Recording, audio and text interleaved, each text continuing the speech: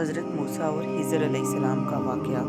حضرت عبداللہ بن عباس حضرت ابی بن کعب رضی اللہ سے روایت فرماتے ہیں کہ رسول اللہ صلی اللہ علیہ وآلہ وسلم نے فرمایا کہ ایک مرتبہ حضرت موسیٰ قوم بنی اسرائیل سے خطاب کے لیے کھڑے ہوئے تو ان سے پوچھا گیا سب سے زیادہ علم والا کون ہے؟ حضرت موسیٰ نے فرمایا سب سے بڑا عالم میں ہوں۔ اللہ تعالیٰ نے حضرت موسیٰ پر عتاب کیا کہ انہوں نے یہ کیوں نہیں کہا کہ اللہ تعالیٰ سب سے زیادہ علم والا ہے۔ اللہ تعالیٰ نے حضرت موسیٰ کے پاس یہ وحی بھیجی، میرے بندوں میں سے ایک بندہ مجمع البحرین میں ہے، وہ تم سے زیادہ علم والا ہے۔ حضرت موسیٰ نے عرض کیا میں ان سے کس طرح ملاقات کر سکتا ہوں؟ فرمایا کیا ایک ٹوکری میں ایک مچھلی لے لو اور اس طرف سفر کرو، یہ مچھلی جہاں غائب ہو جائے وہیں ان سے ملاقات ہوگی۔ حضرت موسیٰ نے ایک مچھلی کو ٹوکری میں لیا اور اپنے نوجوان خادم حضرت یوشع بن نون کے ساتھ چل پڑے۔ جب صحرے پتھر کے تک پہنچے تو اس ٹوکری پر سر رکھ کر سو گئے۔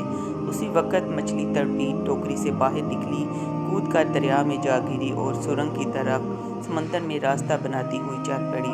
حضرت یوشع بن نون کو یہ دیکھ کر بڑی حیرت ہوئی، لیکن وہ حضرت موسیٰ سے اس بات کا تذکرہ کرنا بھول گئے۔ جب دونوں حضرات وہاں سے چلے اور پورا ایک دن اور ایک رات کا سفر طے کر لیا تو حضرت موسیٰ نے اپنی تھکاوٹ کا تذکرہ کیا اور اپنے خادم سے ناشتہ طلب کیا۔ ان کے خادم یوشع بن نون نے کہا حضور بڑی غلطی ہوئی، میں تو مچھلی کا واقعہ بتانا بھول ہی گیا تھا۔ اس سے پہلے پتھر کے پاس جہاں ہم نے قیام کیا تھا وہ مچھلی زندہ ہو کر دریا میں جا کودی اور سرنگ بناتی ہوئی نکل بھاگی تھی۔ حضرت موسیٰ نے فرمایا بس وہی وہ جگہ تھی جس کی ہمیں تلاش تھی۔ دونوں حضرات اپنے نشانے قدم پر پیچھے لوٹے۔ جب اس پتھر کے نزدیک پہنچے تو دیکھا ایک صاحب سر سے پاؤں تک چادر تانے ہوئے آرام فرما رہے ہیں اور یہ حضرت خضر تھے۔ حضرت موسیٰ نے ان کو سلام عرض کیا۔ حضرت خضر نے کہا تمہاری اس زمین میں سلام کیسے؟ آپ نے فرمایا میں موسیٰ ہوں۔ حضرت خضر نے پوچھا کیا آپ بنی اسرائیل والے موسیٰ ہیں؟ انہوں نے کہا جی ہاں۔ حضرت موسیٰ نے کہا کیا آپ مجھے اپنے ساتھ رہنے کی اجازت دیتے ہیں تاکہ آپ مجھے ان نیک باتوں میں سے کچھ سکھا دیں جو آپ کو سکھائی گئی ہیں؟ حضرت خضر نے کہا مجھے اللہ تعالیٰ نے کچھ ایسا علم عطا فرمایا ہے جسے آپ نہیں جانتے اور کچھ ایسا علم آپ کو دیا جسے میں نہیں جانتا۔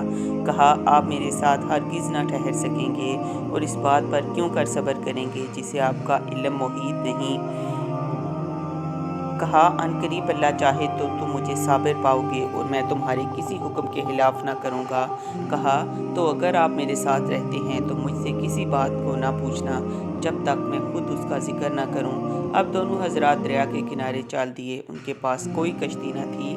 اتنے میں ایک کشتی کا ادھر سے گزر ہوا تو انہوں نے کشتی والوں سے کہا کہ انہیں بھی کشتی میں بٹھا لیں۔ حضرت خضر کو پہچان لیا گیا اور دونوں حضرات کو بغیر کرایہ لیے سوار کر لیا گیا۔ انہوں نے دیکھا ایک چڑیا آ کر کشتی کے کنارے بیٹھی اور ایک یا دو مرتبہ اپنی چونچ سے سمندر کا پانی پینے لگی۔ حضرت خضر بولے اے موسیٰ میرا اور آپ کا علم اللہ تعالیٰ کے علم کے مقابلے میں ایسا ہی ہے جیسے ایک طرف چڑیا کی چونچ اور دوسری طرف وسیع و عریض سمندر۔ حضرت خضر کشتی کے ایک تختے کی طرف گئے اور اس تختے کو نکال دیا۔ حضرت موسیٰ نے کہا ان لوگوں نے بغیر کرایہ لیے ہم کو کشتی میں بٹھا لیا اور یہ آپ نے کیا کیا؟ آپ نے کشتی کو پھاڑ دیا تاکہ کشتی والے ڈوب جائیں۔ حضرت خضر بولے اے موسیٰ کیا میں نے آپ سے نہیں کہا تھا کہ آپ میرے کام کو دیکھ کر برداشت نہیں کر پائیں گے؟ حضرت موسیٰ نے کہا میری بھول پر آپ گرفت نہ کریں، اب ایسا نہیں ہوگا۔ پھر وہ دونوں چلے، دیکھا ایک لڑکا کچھ بچوں کے ساتھ کھیل رہا ہے۔ حضرت خضر نے اس بچے کو مار ڈالا۔ حضرت موسیٰ نے کہا افسوس، آپ نے بلا وجہ ایک بے قصور بچے کو مار ڈالا۔ حضرت خضر بولے کیا میں نے آپ سے نہیں کہا تھا کہ آپ میرے ساتھ نہیں رہ پائیں گے؟ پھر وہ دونوں آگے بڑھے، جب ایک بستی میں پہنچے تو بستی والوں سے کھانا طلب کیا لیکن کسی نے ان دونوں کو اپنا مہمان نہ بنایا۔ آگے چلے تو اس بستی میں انہوں نے ایک ایسی دیوار پائی جو گرنے کے قریب تھی۔ حضرت خضر نے اپنے ہاتھ سے اس دیوار کو درست کر دیا۔ حضرت موسیٰ بولے اگر آپ چاہتے تو ان سے کچھ مزدوری لے سکتے تھے۔ حضرت خضر بولے اے موسیٰ اب یہ میری اور آپ کی جدائی کا وقت ہے، لیکن جانے سے پہلے میں آپ کو ان باتوں کا کچھ بھید بتا دیتا ہوں جس کو دیکھ کر آپ سے صبر نہ ہو سکا۔ پہلا وہ کشتی جس کا ایک تختہ میں نے اکھاڑ دیا تھا وہ کچھ محتاجوں اور نادار لوگوں کی تھی اور اس وقت دریا کے کنارے ایک ظالم اور جابر بادشاہ بیٹھا ہوا تھا جو اپنے پاس سے گزرنے والی ہر صحیح اور سالم کشتی کو زبردستی چھین لیتا تھا اور عیبدار کشتی کو چھوڑ دیتا تھا اور اس کی موجودگی کا علم کشتی والوں کو نہ تھا۔